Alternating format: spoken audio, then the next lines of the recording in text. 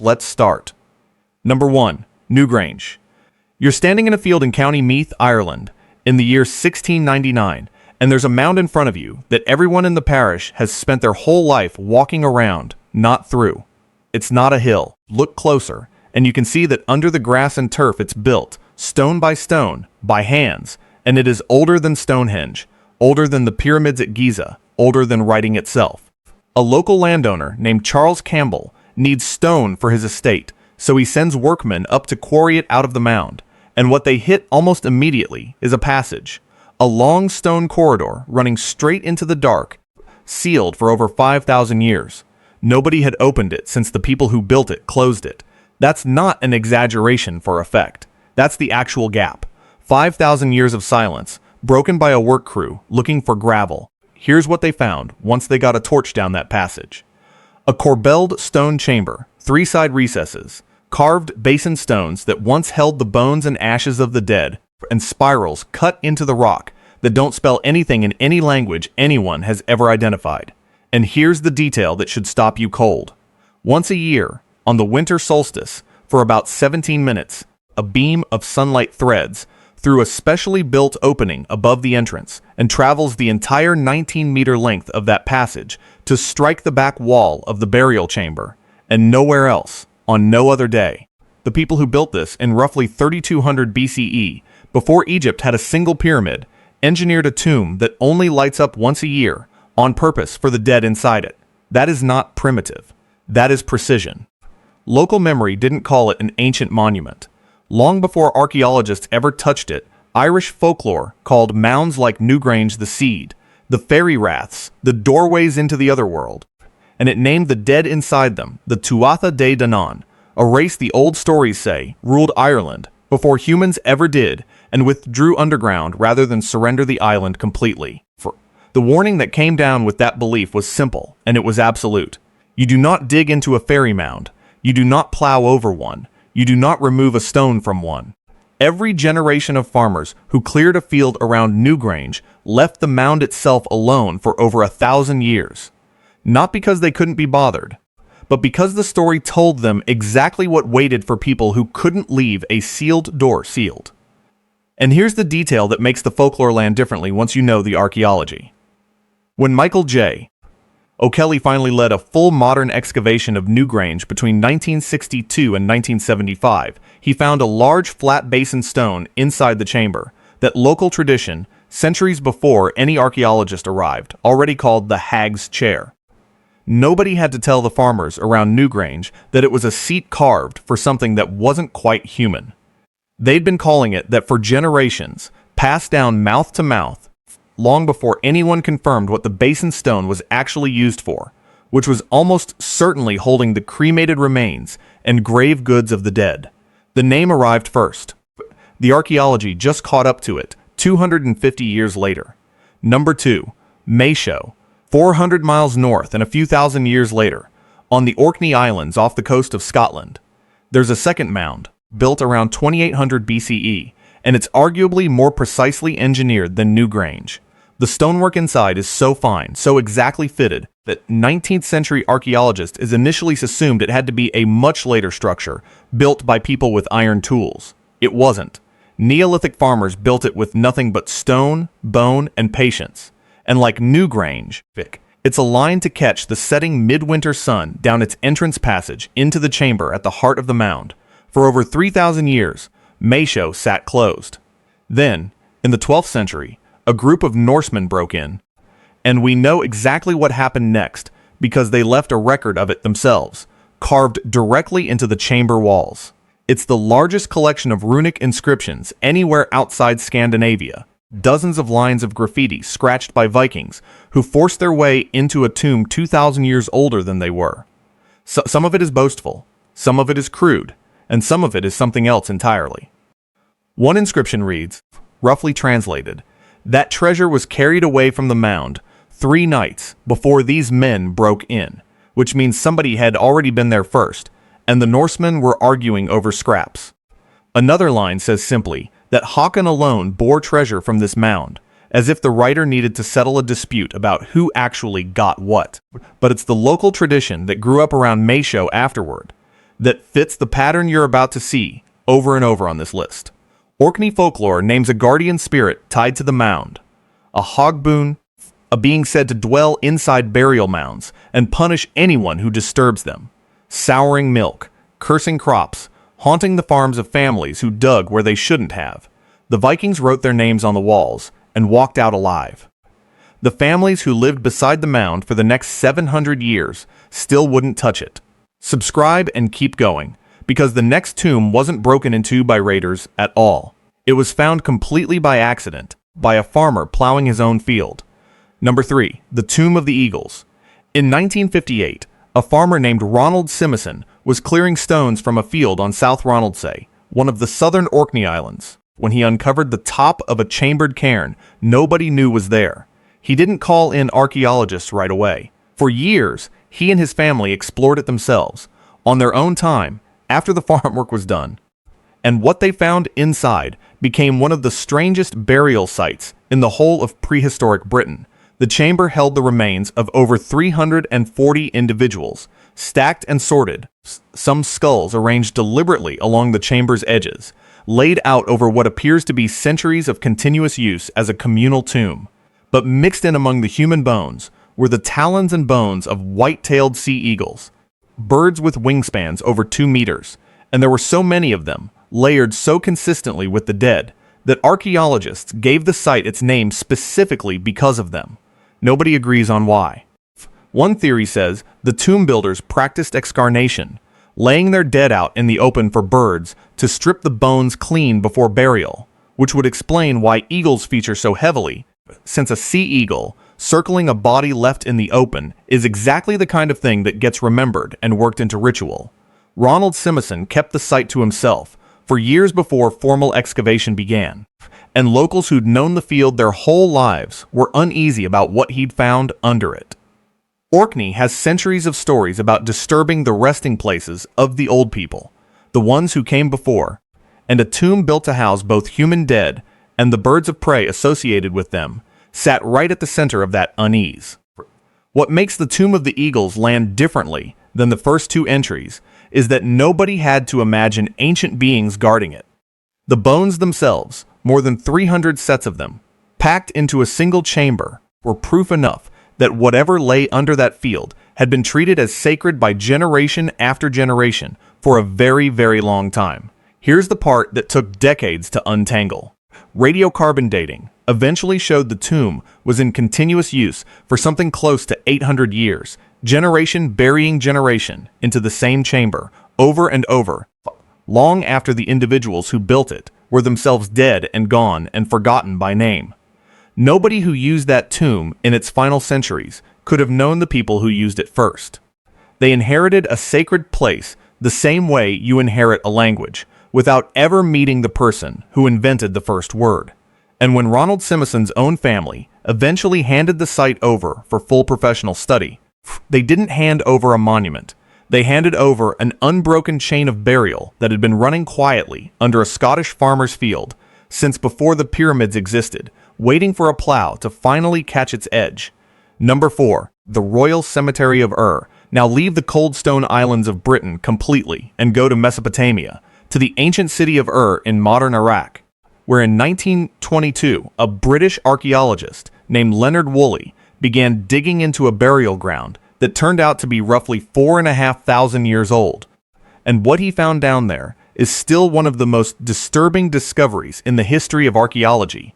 Woolley uncovered a series of royal graves, and inside them, alongside the primary burials, were the bodies of dozens of attendants, guards, musicians, and servants, arranged in neat rows, dressed in fine clothing and jewelry, apparently having gone willingly or been made to go into the grave alongside their ruler. One pit, which Woolley named the Great Death Pit, contained the remains of 74 individuals, 68 of them women, in elaborate headdresses, arranged in orderly rows as if they had lain down together and simply stopped. There was no sign of struggle. There was no evidence of violence severe enough to explain mass casualties. Whatever killed them, they appear to have gone to their positions calmly, which is in some ways more unsettling than any struggle would have been. Woolley's own theory was that the attendants were given a sedative or poison and lay down to die in an orderly ritual, accepting their role in the burial of a ruler they served in life, and were expected to continue serving in death. More recent forensic analysis, led by a team from the University of Pennsylvania, that CT scanned skulls recovered from the pit nearly a century after Woolley first dug them up, suggests some of the attendants were killed by a sharp blow from a bladed weapon, delivered quickly and precisely, possibly followed by a heat treatment to the body meant to slow decomposition during what may have been a multi-day funeral ceremony held in the heat of the Mesopotamian sun. That single detail changes the whole picture. This wasn't 74 people simply lying down together and drifting off. Someone moved through that pit with a weapon, methodically, while the ceremony was still underway above them. Either way, the Royal Cemetery of Ur is a site where the tomb itself demanded that the living follow the dead down into the earth, and it did that as a matter of course, a normal function of royal burial, not an exception. Sit with that for a second. This wasn't a curse that struck people down after the fact, centuries later, for the crime of disturbing a sealed door. The tomb was built to require deaths the moment it was sealed, on schedule, by design, with a ceremony and a plan, and, if the CT scans are right, someone whose actual job that day was to make sure it happened cleanly. Number 5. The Mausoleum of Qin Shi Huang. Here's where the tradition gets stranger, and I want to be precise about what's confirmed and what's still legend, because the two are not the same.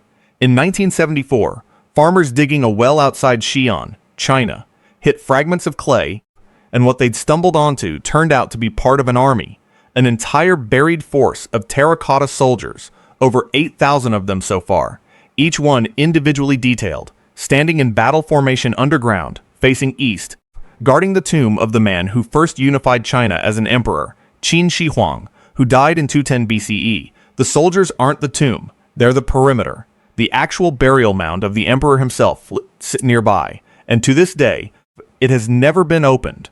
Not because nobody's tried to justify it.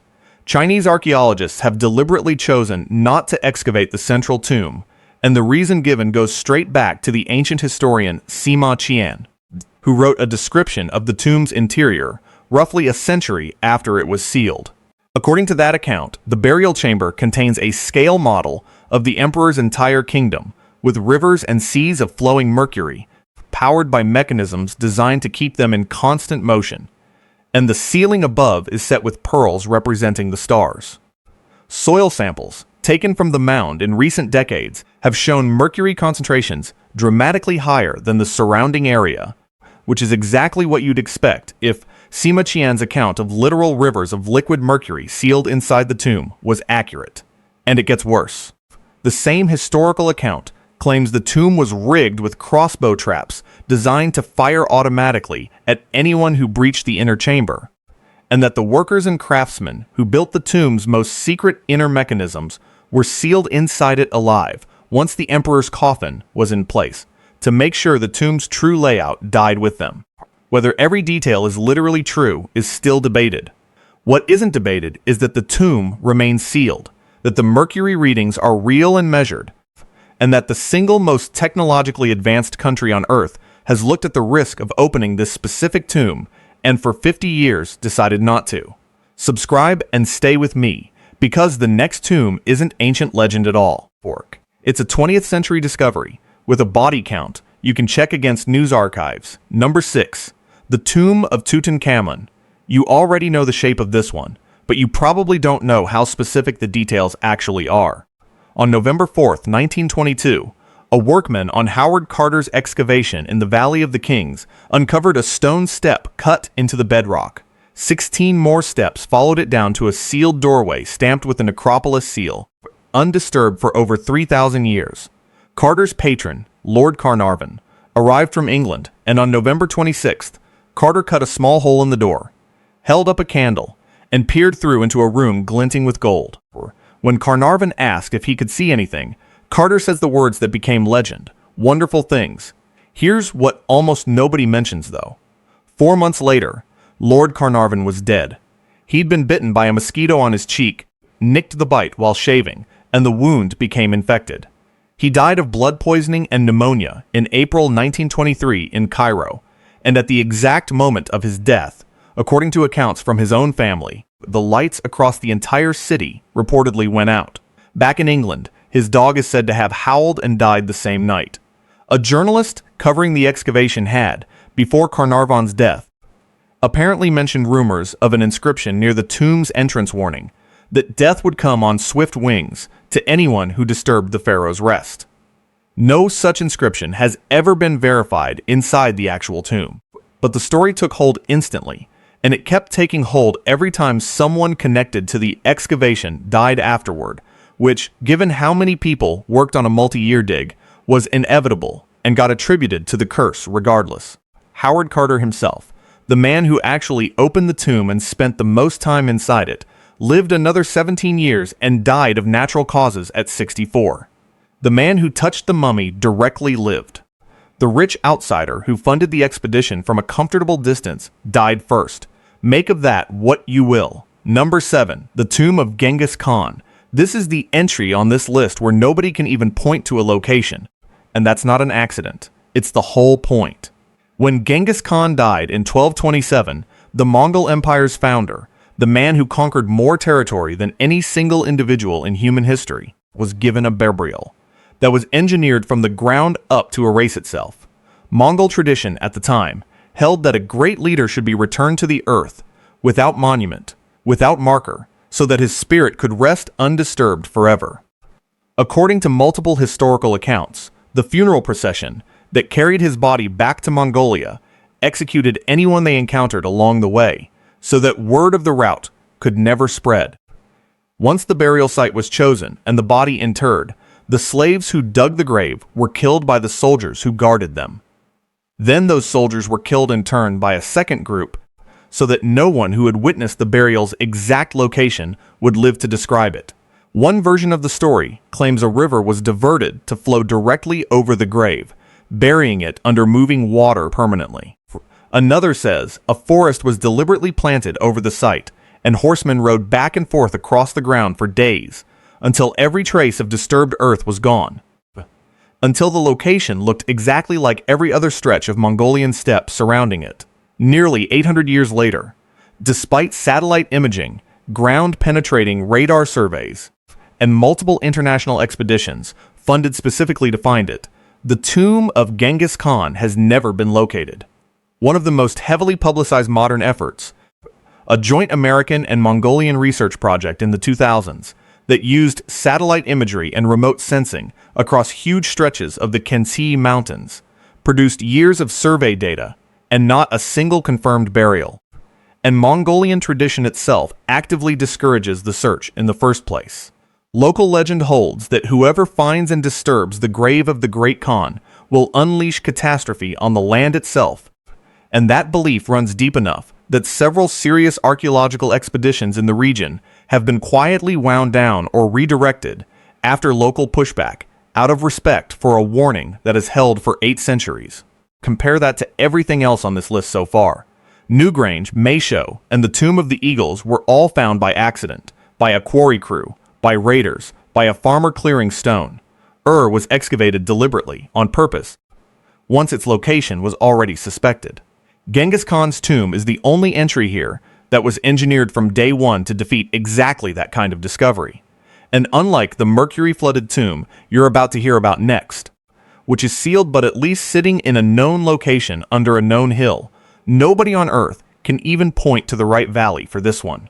This is the only tomb on this entire list that was built specifically to never be found, and 800 years in, it's still winning.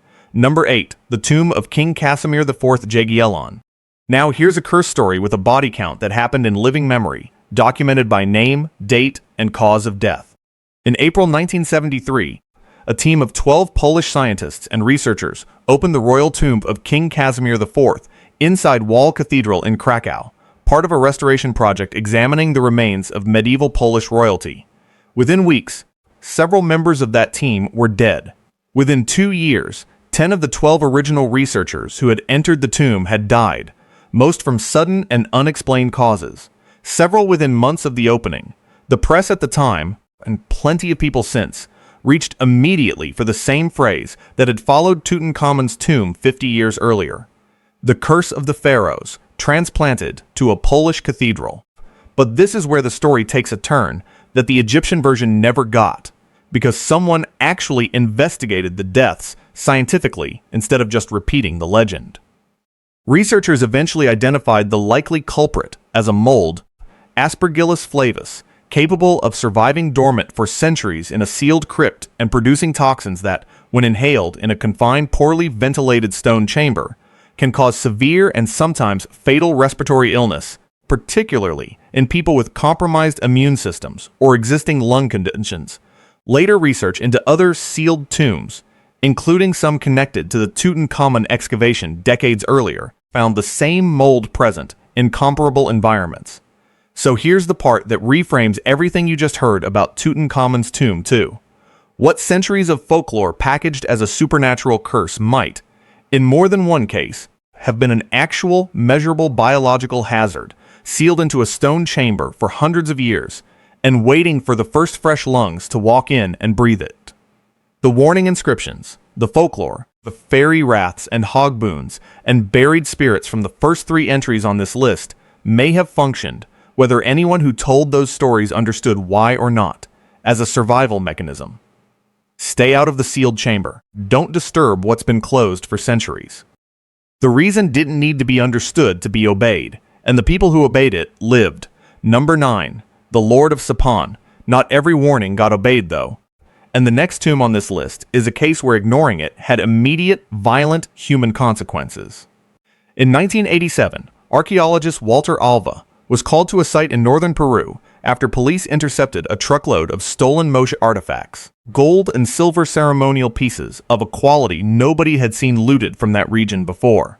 Following the trail back, Alva discovered that a group of local looters, known in Peru as huaqueros, had already broken into an untouched royal tomb belonging to a Maeshowe ruler, who came to be called the Lord of Sipán, a leader buried around 250 CE with a wealth of gold, silver, and ceremonial regalia that rivaled anything found in Egypt.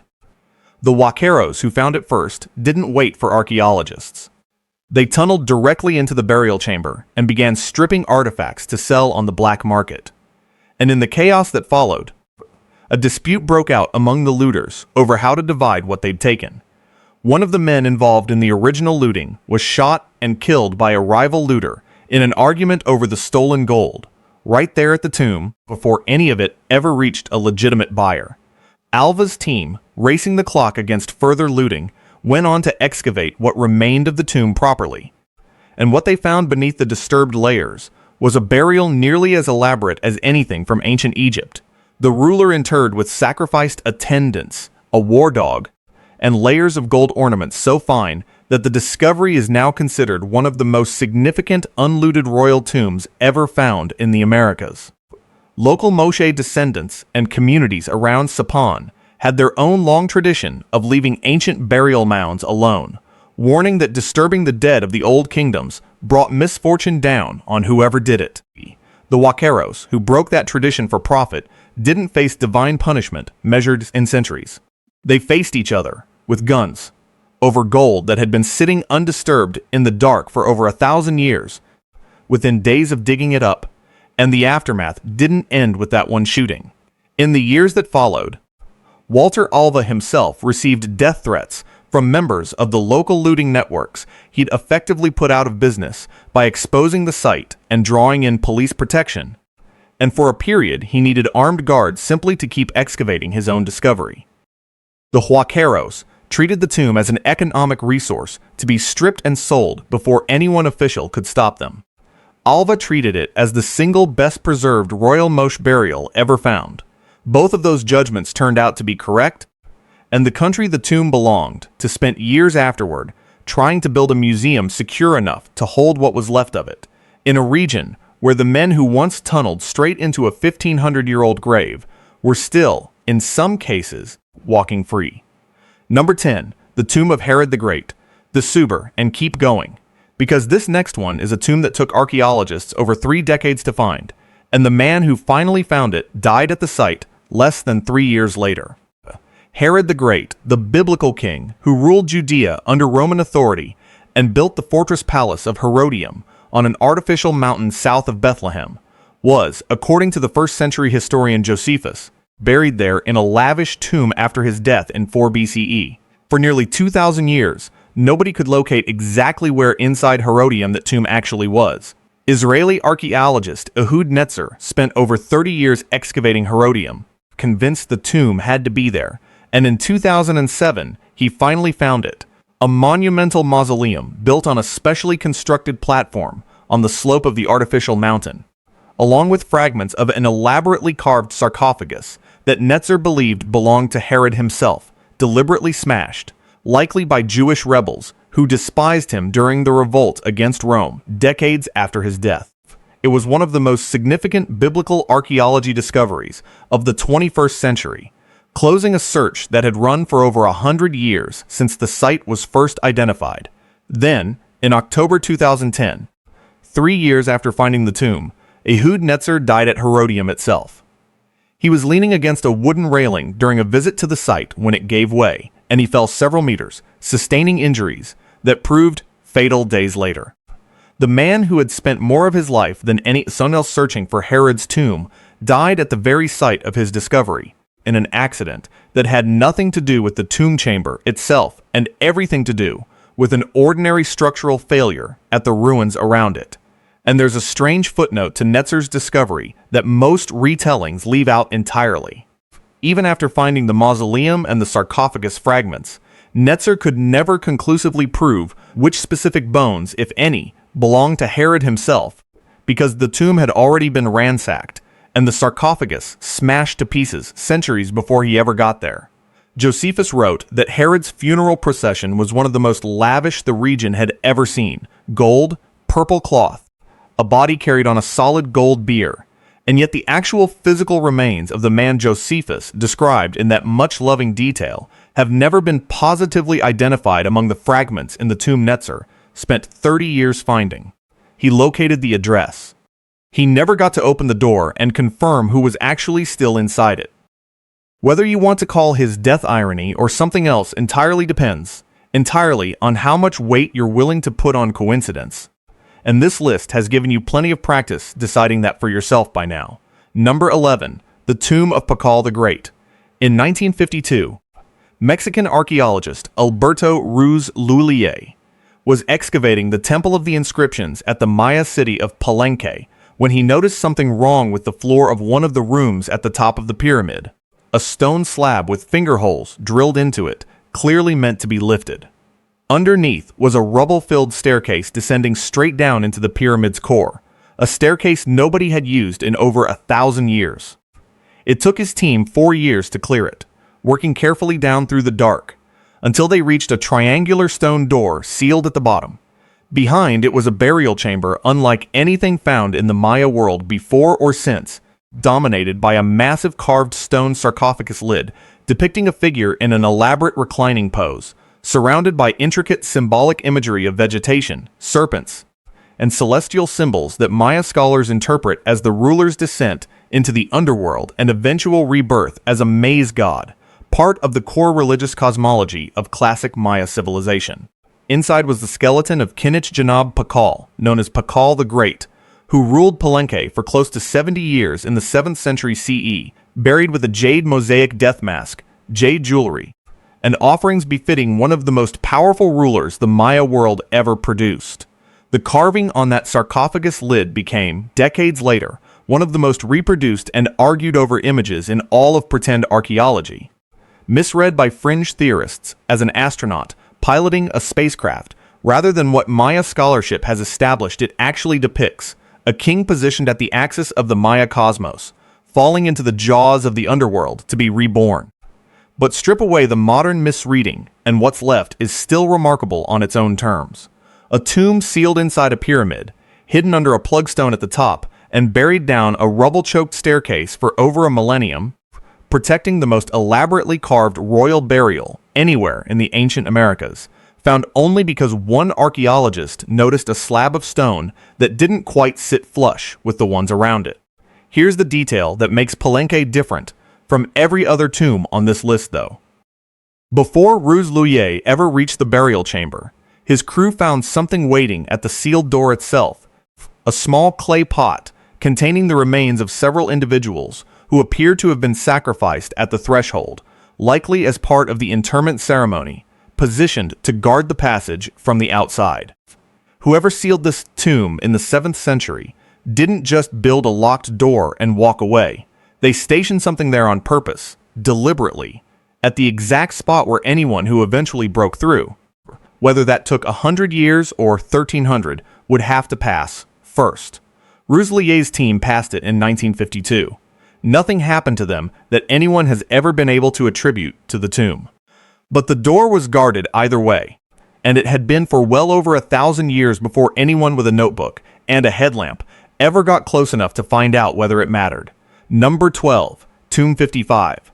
Here's the last one, and it's the strangest, because unlike everything else on this list, nobody can even agree on who's actually buried inside it.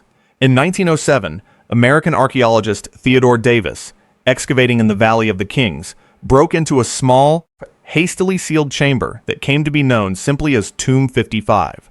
Inside was a single coffin, gilded but with the name and face deliberately hacked away and defaced in antiquity, containing a mummy in a state of advanced deterioration, alongside funerary items bearing the names of multiple members of the Amarna royal family, the household of the heretic pharaoh Akhenaten, the ruler who briefly overturned Egypt's entire religious system before his memory was systematically erased by the priests and pharaohs who came after him. The identity of the mummy inside has been argued over for more than a century. Early researchers thought it might be Queen Ti. Later analysis suggested a young man, possibly Akhenaten himself, or possibly his shadowy co-regent, Smenkhkare, whose entire historical existence is still debated. DNA testing in 2010 pointed toward the mummy being the father of Tutankhamun, which would identify him as Akhenaten, but the testing methodology has been challenged by other Egyptologists ever since, and the debate has never fully settled. What's not in dispute is what happened to this burial after the fact. The name was chiseled off, the royal cartouches were deliberately destroyed. Someone, generations after this person died, or wanted every record of who they were erased completely, and nearly succeeded, leaving behind a body with no name, sealed in a hastily prepared chamber, hidden in the one valley in Egypt, where every other tomb was built to be remembered forever. So look at what that means for the shape of this entire list. Every tomb before this one was sealed to protect something. Wealth, a ruler's rest, a secret location, a body meant to sleep undisturbed for eternity. Tomb 55 is the one place on this list where the erasure wasn't an accident of time or a curse invented after the fact. It was deliberate, done by human hands, on purpose, to remove a person from history itself, and it very nearly worked. If Theodore Davis hadn't broken into that specific chamber in 1907, the identity buried inside it might never have resurfaced at all, and the argument still isn't settled. That's the thread running under all 12 of these. Newgrange and Maeshowe were sealed by builders who left warnings in stone and folklore both. The Tomb of the Eagles held 3 centuries of the dead, without a single written record explaining why. Buried the living alongside the dead as a matter of ritual routine. Qin Shi Huang's tomb still sits unopened because the risk described 2,000 years ago keeps checking out under modern instruments. Tutankhamun's curse turned out to have a plausible biological explanation that nobody understood until decades after the panic started. Genghis Khan's grave was built to erase itself and is still winning. Casimir's tomb proved the mold theory could be tested and confirmed. Sipán proved that greed moves faster than any curse. Herod's tomb claimed the one man who spent his whole career finding it. Pakal's tomb hid one of the most sophisticated religious carvings in the ancient world under a plug stone for 1,000 years. And Tomb 55 shows that sometimes the scariest thing buried in a tomb isn't a curse at all. It's the truth. Somebody tried very hard to make sure nobody ever dug back up. So tell me down in the comments which of these 12 you'd never heard of before today. And if you want more of the tombs, the warnings, and the details the postcards leave out, subscribe, because there's a lot more still buried out there.